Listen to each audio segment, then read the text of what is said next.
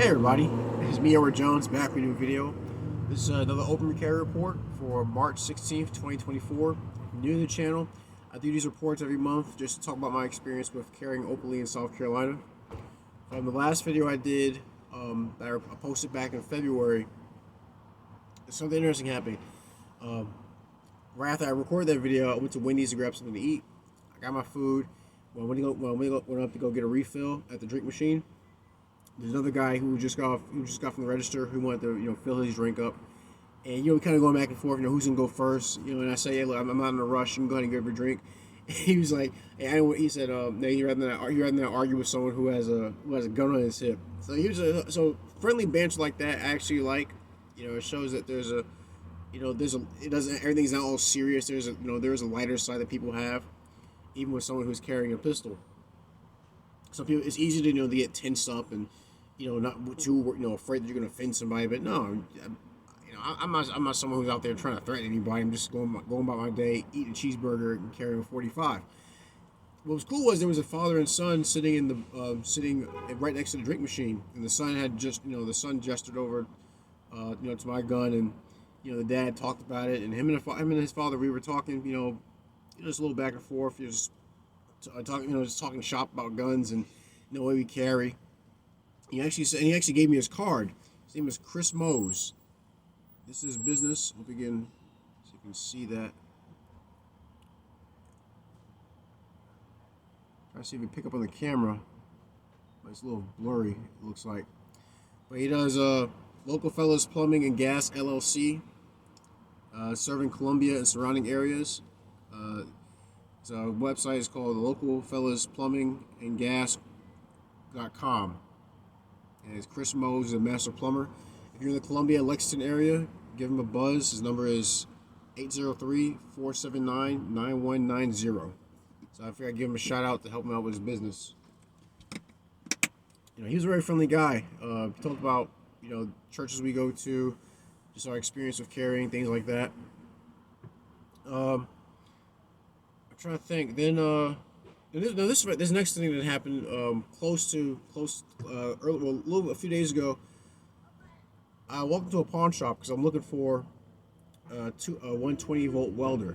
I tried doing sheet metal with my machine that I tow in the back of the truck, but the lowest it goes is 50 amps, and that's way too powerful. The stick will actually burn through the sheet metal. So I said, let me go to I like going to pawn shop, see what used equipment is out there, save some money. And one pawn shop I walked into, and I was carrying the same way as I always do, 45 in the circle holster. The guy behind the counter was like, hold up. He said, do you have a permit? I'm like, this is right after constitutional carry pass. I was like, yeah. I'm like, yeah, I got a permit. I was confused. He said, you understand this is a financial establishment? I'm like, a pawn shop? He said, yeah. I'm like, yeah. And the reason why he said that because it was kind of weird. He said that many people don't know that you can't, I guess it's illegal to carry. This is what he told me. It's illegal to carry in a financial establishment, which is a bank, which I have carried in openly, with no problem, and a pawn shop, which I've carried in plenty of pawn shops, no problem. So it's kind of weird, that that was an alarm that got raised, but I went in there. They didn't have in there what I was looking for. But we did talk a little bit about the constitutional carry, and I actually went to a gun show, which I'm gonna do. Hopefully I'll do a video tomorrow. I gotta go back to the show for some business, but I walked around the show, kind of get everybody's attitude on constitutional carry, and it was interesting because a lot of people who I've spoken to, whether they work at people I know I work at gun shops, guys that are running booths at the gun show. Very few were actually okay with it. Very few actually supported it. Most of them are actually kind of on the fence about it, pretty iffy about it, because of the, no requirement for training. And, one of the conversations I had was about engaging with the public on it, whether it be at the show or outside the show, and seeing how the public, how the public carry themselves. And it seems to me there's a everybody has their bias. I have my own personal bias. I actually think it's a positive thing because because it's responding to the overall question of, is it a right or is it a privilege? I think constitutional carry is pointing us more and more in the direction of it being a right and recognizing it as being a right and allowing people to exercise it as is a right. But there's a issue that people have with not with there being no training requirements. And I tell people that I moved here from New York, which was new. Moved here from New York City, Democrat land. Not gun friendly at all.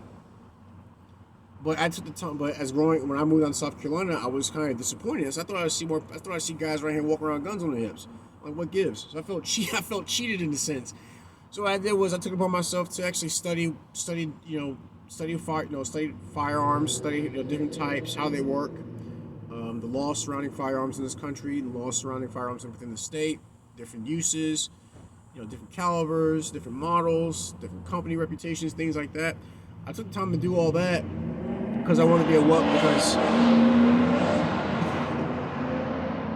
Hemi. I think that was a Hemi. I wanted to be well informed about what I was getting myself into, and if I want people to treat me with some credence about my competency with a firearm, I want to do the exact same thing to other people. Now I'm not naive to think that there aren't going to be people who make mistakes. It happens. It happens with so-called professionals. Cops make mistakes. Cops have